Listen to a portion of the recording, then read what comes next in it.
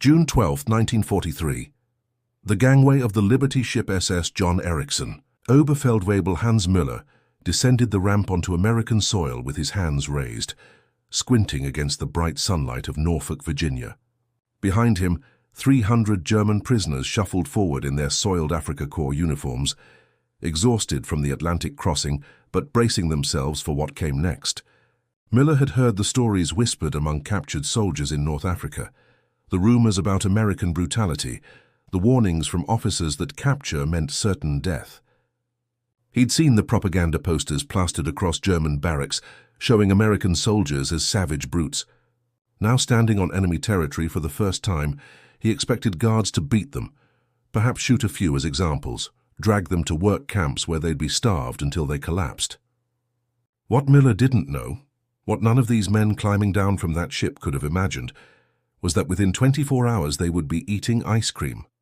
Within a week they'd be watching Hollywood movies. Within a month they'd be playing baseball. And by the time the war ended, many would choose to stay in America rather than return home. The shock would be so profound that some wouldn't believe it was real until years after the war ended. The contradiction began the moment the last prisoner stepped off the gangway. American MPs formed a perimeter, but they weren't screaming or shoving. They stood relaxed, some even smiling, motioning the prisoners toward waiting trucks with gestures that seemed almost polite. Müller glanced at his fellow prisoners, seeing the same confusion reflected in their faces. Where were the clubs? Where was the fury? One prisoner, a young soldier named Georg Gärtner, who spoke some English, dared to ask an American guard what would happen to them. The MP shrugged and said, "You'll get processed, get a meal, then head to camp. Welcome to America." The words were so incongruous with everything they'd been told that several prisoners assumed it was a cruel joke, some sadistic game before the real punishment began.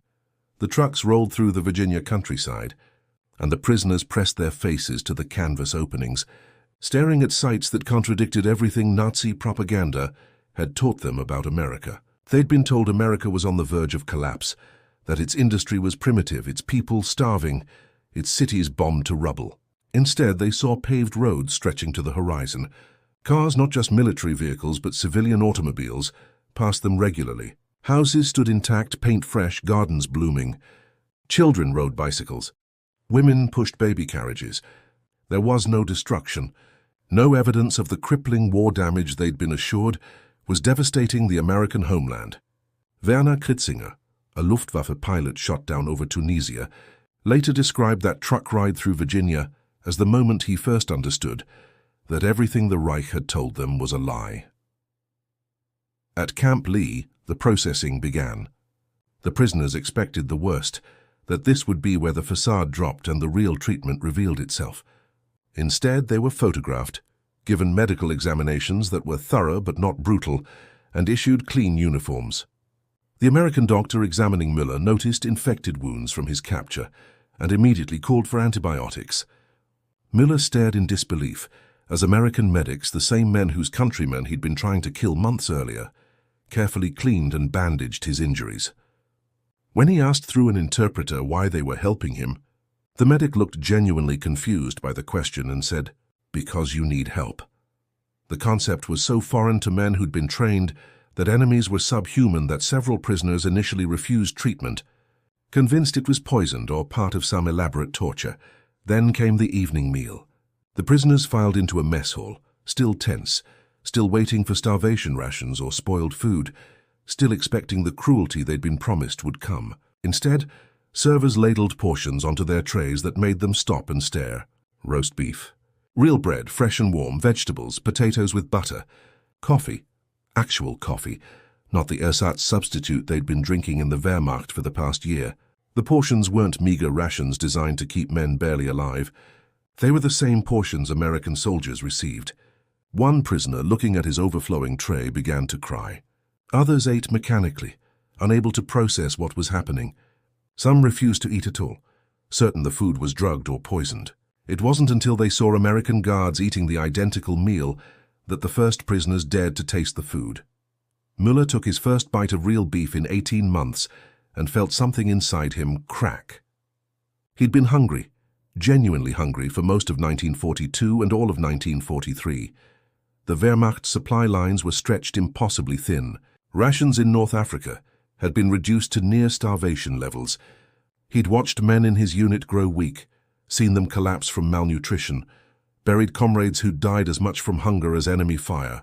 And now, as a prisoner, an enemy on enemy soil, he was eating better than he had as a soldier fighting for the Reich. The cognitive dissonance was so extreme that his mind struggled to accept what his body was experiencing. Around him, grown men who'd survived years of combat sat in stunned silence, methodically eating plate after plate of food, unable to speak, unable to reconcile this reality with everything they'd been told about America. But the real shock came after the meal.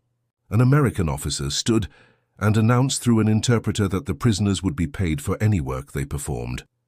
The rate was 80 cents per day, credited to accounts they could access to purchase items from the camp canteen. The German prisoners looked at each other with complete bewilderment. They would be paid. Prisoners of war would receive money. The concept violated everything they understood about captivity. In German prisoner camps, captured enemies worked without compensation, were fed minimal rations and lived in conditions designed to be punitive. The idea that America would not only feed them adequately, but pay them for labor, seemed like either a mistranslation or a trick.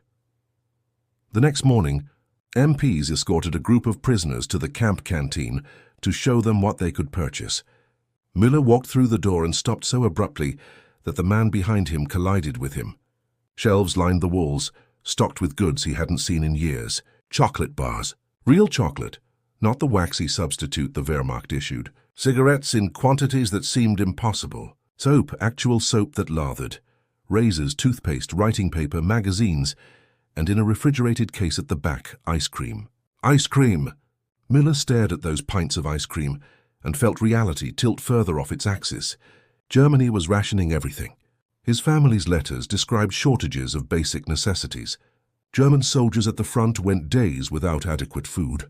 And here, in an American prisoner of war camp, enemy soldiers could buy ice cream with money. The Americans paid them for work. Georg Gärtner, the young soldier who spoke English, asked the American running the canteen if this was standard, if all prisoner camps had stores like this.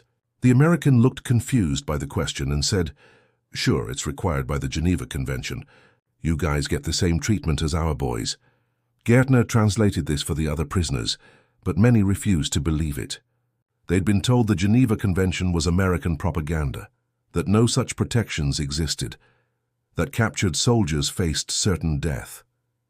Now they were being told not only did these protections exist, but America was following them.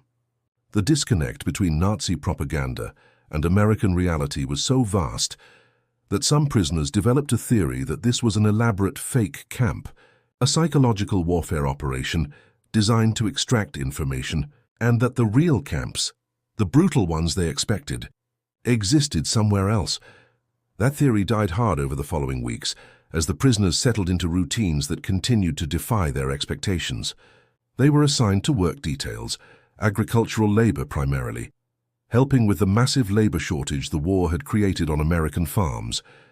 They rode trucks out to fields owned by American farmers and worked alongside civilians who treated them with cautious but genuine courtesy. The work was real labor, picking cotton, harvesting crops, clearing irrigation ditches, but the conditions were nothing like the slave labor they'd expected. They worked 8-hour days. They received breaks. They were given water and lunch, and at the end of the day, they returned to camps where they showered in hot water, ate full meals and had evening recreation time. The recreation was perhaps the most surreal element of captivity.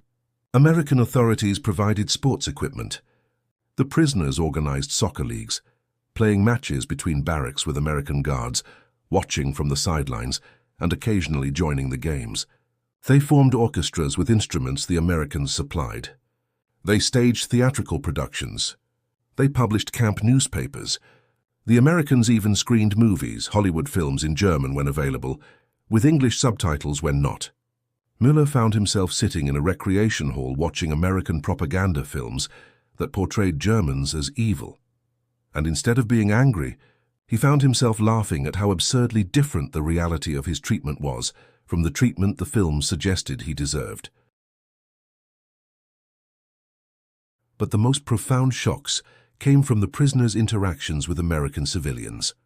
When work details went to farms, they encountered American families who'd received telegrams about sons killed fighting in Europe, men who had every reason to hate Germans with visceral passion. Yet these farmers fed the prisoners lunch, offered them cold drinks, showed them photographs of their families, and spoke to them as human beings. Werner Kritzinger described being invited into a farmhouse in Iowa, where the family had lost their eldest son at Anzio.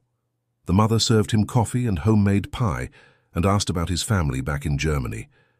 When he tried to apologize for the war, for her loss, she shook her head and said the war wasn't his fault, that he was just a boy sent to fight like her son had been. The conversation left Kritzinger unable to speak for the rest of the day. He'd been trained to see Americans as decadent enemies, weak and corrupt. This woman, who had more reason than anyone to hate him, had shown him more humanity than he'd experienced from his own officers.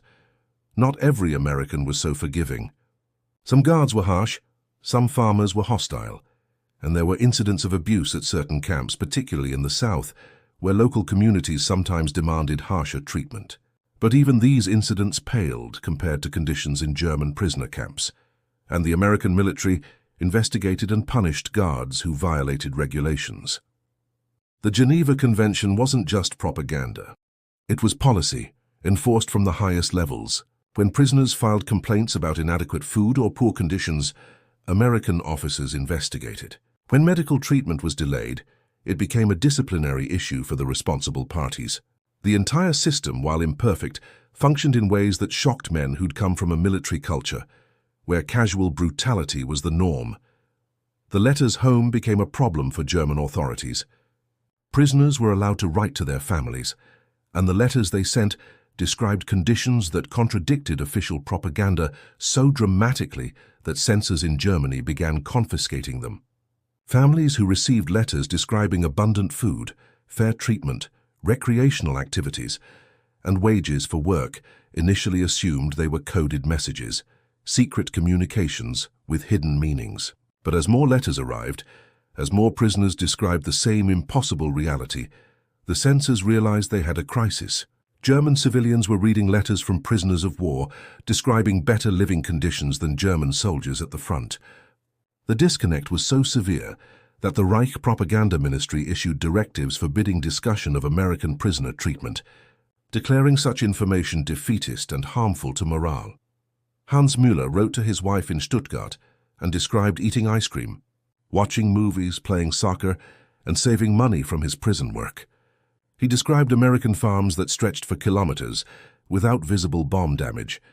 He described stores in nearby towns stocked with goods that hadn't been available in Germany since 1939. He described American families who treated him kindly despite the uniform he'd worn. His wife wrote back months later, her letter carefully worded to avoid censorship, but the underlying message was clear. She didn't believe him. She assumed he was delirious, shell-shocked, or lying to make her feel better about his captivity. The reality he described was so far removed from the reality she lived, from the nightly bombing raids and the ration cards and the empty store shelves, that her mind couldn't accept it as true. As 1943 gave way to 1944, and more prisoners arrived from Europe after D-Day, the pattern repeated. New arrivals expected brutality and found abundance. They expected starvation and found full meals. They expected slave labor and found paid work. They expected death and found medical care. Some adapted quickly, grateful for the unexpected mercy. Others struggled with cognitive dissonance so severe it bordered on mental breakdown. How could the enemy they'd been taught to despise treat them better than their own government had? How could the nation they'd been told was weak and collapsing provide resources that Germany, the supposed master race, couldn't? The psychological impact was profound and lasting. Many prisoners later described their time in American camps as formative experiences that reshaped their understanding of the world. They'd been raised in a system that valued strength, hierarchy, and merciless treatment of the weak. America showed them a different model, one where even enemies received protection, where rules applied even during total war, where humanity persisted even in conflict. For ideological Nazis, this created unbearable tension. Some prisoners retreated into denial, insisting the treatment was a trick, a psychological operation that would end eventually. Others became more radicalized, interpreting American kindness as weakness that confirmed their ideological beliefs about democracy's inevitable failure. But for many prisoners, particularly those who'd never been ardent Nazis, who'd been conscripted and sent to war without choice, the experience planted seeds that would grow in the post-war years. They saw that another way was possible. They saw that governments could treat people, even enemies, with basic dignity. They saw abundance created through systems that rewarded work rather than enslaved it. And they saw ordinary Americans, not soldiers or politicians, but farmers and shopkeepers and families, who chose mercy when they could have chosen vengeance. By 1945, as Germany collapsed, the prisoner camps in America held over 370,000 German POWs, scattered across 500 camps in 44 states. The entire operation, from initial capture to repatriation, cost the American government substantial resources, but it was maintained according to Geneva Convention standards throughout. The contrast between American and German prisoner treatment became so stark that when American POWs began returning from German camps, emaciated and traumatized, the German prisoners in America faced angry questions from guards and civilians who wanted to know why Americans had been treated so brutally while Germans lived in relative comfort.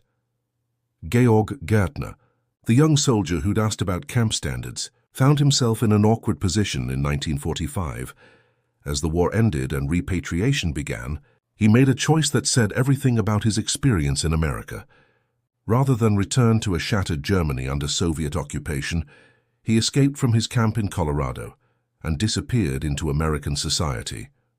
For decades he lived under assumed names, working various jobs, building a life in the country that had once been his enemy. When he finally revealed himself in 1985, 40 years after the war ended, reporters asked why he'd stayed. His answer was simple.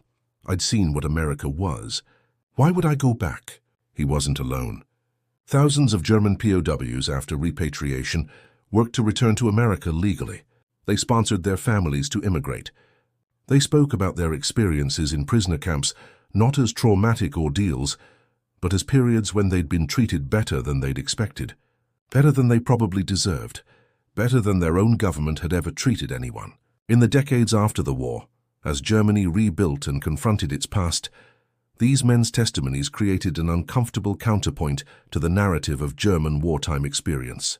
They were the men who'd seen America at close range, who'd lived as enemies within enemy territory, and who'd found something they hadn't expected to find: mercy. The psychological transformation this engendered is difficult to quantify but impossible to ignore. Werner Kritzinger, the Luftwaffe pilot, described his time as a prisoner as the period when he stopped being a Nazi, not through indoctrination or re-education programs, but through the simple experience of being treated humanely by people he'd been told would torture him. The contrast between what he'd been taught and what he'd experienced created a cognitive break that forced him to question everything the Reich had told him. When American authorities eventually showed prisoners footage of concentration camps, footage of the Holocaust, many prisoners' first reaction was denial. But for men like Kritzinger, who'd already learned that the Reich had lied about America, the next step was accepting that the Reich had lied about everything. Not every prisoner went through this transformation. Some remained committed Nazis, interpreting their good treatment as confirmation that democracy was weak and Germany would have won if not for betrayal. Camp dynamics often split along these ideological lines, with hardcore Nazis terrorizing other prisoners who spoke positively about American treatment. Several prisoners were murdered by their compatriots for perceived collaboration, for expressing gratitude toward their captors, for admitting that America's system might have merits. The American authorities struggled to control these dynamics, separating the most fanatical prisoners into dedicated camps. But the violence revealed the depth of ideological conflict the unexpected treatment had created. Hans Müller survived the war and returned to Stuttgart in 1946. He found his city in ruins, his wife living in a cellar, his children malnourished, and his country occupied by forces who showed nothing like the mercy Americans had shown him. In interviews decades later, he described the profound guilt he felt, that he'd eaten well while his family starved, that he'd been safe while they endured bombing raids, that he'd watched movies while they struggled to survive. But he also described something else, a quiet pride that he'd learned something in America, a recognition that governments could choose mercy, that systems could be built on something other than cruelty. When Germany rebuilt, when it created new institutions and new values in the Federal Republic, Miller saw echoes of what he'd experienced in American prisoner camps, rules that applied to everyone, protections even for the powerless, systems designed to preserve dignity rather than destroy it. The story of German POWs in America is fundamentally a story about choices. America chose to follow the Geneva Convention when it could have chosen vengeance. It chose to maintain standards when it could have retaliated for German atrocities. It chose to see prisoners as human beings who'd return to the world after the war rather than as enemies to be destroyed. These choices cost money, required effort, and sometimes provoked anger from Americans who'd lost loved ones and wanted Germans to suffer. But the choices were maintained, enforced from the highest levels of government, insisted upon even when enforcement was difficult. The impact of these choices extended far beyond the war years. The prisoners who experienced American captivity became witnesses to an alternative model of governance, alternative values, alternative approaches to human dignity. When they returned to Germany and encountered the occupation, many recognized similarities between American military government and the systems they'd experienced in prisoner camps. Rules applied consistently, protections for the accused, processes that assumed people could be reformed rather than merely punished. These recognitions didn't excuse Germany's crimes or diminish the horror of what the Reich had done, but they provided models for reconstruction, templates for building something different from what had been destroyed. In 1985, at a reunion of former prisoners of war held in Colorado, Hans Müller, now in his 70s, stood before a crowd of veterans and made a speech that many found difficult to hear. He thanked America for his treatment during the war. He described the ice cream, the movies, the baseball games, the wages he'd been paid, the medical care he'd received. And then he said something that created profound discomfort in the room. He said that his time as an American prisoner had been the most decently he'd been treated by any authority in his life. Not just better than he'd expected, not just better than enemy prisoners deserved, but better than his own government had ever treated him, better than his own military had ever valued him. The statement hung in the air, impossible to dismiss as exaggeration, verified by too many other testimonies, documented in too many records. What Miller didn't say, but what his testimony implied, was the challenge his experience posed to simple narratives about the war. He'd been an enemy. He'd worn the uniform of a genocidal regime. He'd fought for causes that history rightly condemned. Yet in his captivity, he'd been shown mercy that transformed him, kindness that changed his understanding of the world, treatment that planted seeds for the reconstruction that would follow. This didn't absolve him of responsibility for the war. It didn't balance scales or erase atrocities, but it demonstrated something profound about the difference between systems built on cruelty and systems built on principle. The American decision to treat German POWs according to Geneva Convention standards wasn't motivated by altruism alone. Strategic calculations played a role. Propaganda value was considered. Reciprocity for American prisoners was hoped for. But whatever the motivations, the implementation was real. The resources were committed and the standards were largely maintained. German prisoners walked into America expecting death and found life. They expected starvation and found abundance.